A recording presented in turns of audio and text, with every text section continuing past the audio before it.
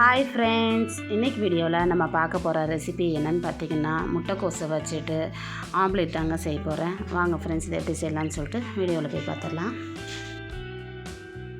First ஒரு பேனில் தேவையான அளவுக்கு எண்ணெய் ஊற்றி காய விட்டதுக்கப்புறமா இதில் ஒரு பெரிய வெங்காயத்தை சின்ன சின்னதாக நறுக்கியிருக்கிறேன். கூடவே ஒரு பச்சை மிளகாயும் நறுக்கிட்டு வச்சுருக்குறேங்க.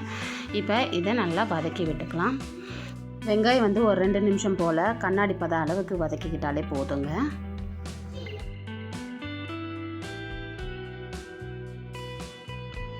இப்போது தேவையான அளவுக்கு உப்பு சேர்த்துக்கலாங்க. உப்பு சேர்த்துட்டு நல்லா வதக்கி விட்டுக்கலாம்.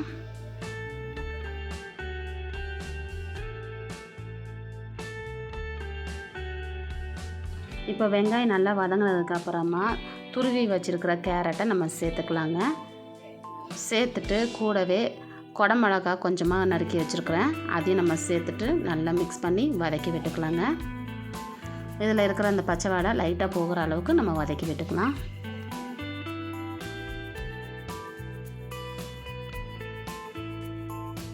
இப்போ கேரட்டும் குடமிளகாவும் நல்லா வதங்கினதுக்கப்புறமா முட்டைக்கோஸ் எடுத்துருக்கிறேன், அதையும் நம்ம சேர்த்துட்டு இதையும் நல்லா கலந்து விட்டுக்கிட்டு வதக்கி விட்டுக்கலாங்க.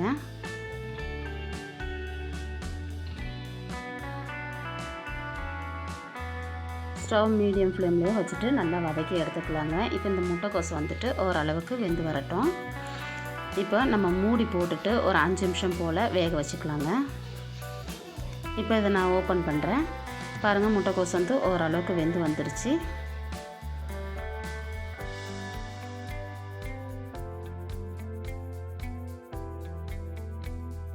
இப்போ இந்த முட்டைக்கோஸை நல்லா பரத்தி விட்டுக்கலாங்க.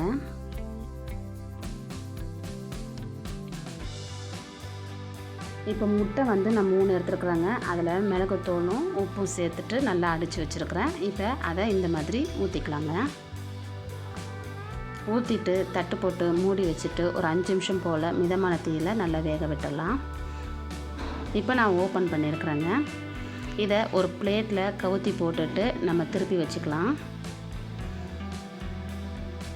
இந்த மாதிரி ஆனதும் இன்னும் ஒரு பக்கத்தை நம்ம வேக வச்சுக்கலாங்க. இப்போ மறுபடியும் ஒரு 5 நிமிஷம் போல் வேக வச்சு எடுத்துக்கலாம். இப்போ பாருங்கள், 2 பக்கமும் ரெடி ஆகிடுச்சு. இதை வேற ஒரு பிளேட்டுக்கு நம்ம மாற்றி வச்சுக்கலாங்க. அவ்வளோதாங்க, ரொம்பவே சூப்பரான கேபேஜ் ஆம்லேட் ரெடி ஆகிடுச்சு. இந்த வீடியோ உங்களுக்கு பிடிச்சிச்சுன்னா லைக் பண்ணிக்கோங்க. மறக்காமல் நம்ம சேனலை சப்ஸ்கிரைப் பண்ணிக்கோங்க. பக்கத்தில் இருக்க பெல் ஐக்கன் கிளிக் பண்ணிக்கோங்க. அப்போ தான் நான் போகிற வீடியோ எல்லாமே உங்களுக்கு நோட்டிஃபிகேஷனாக சேருங்க. ஓகே ஃப்ரெண்ட்ஸ், டாட்டா, பை பை.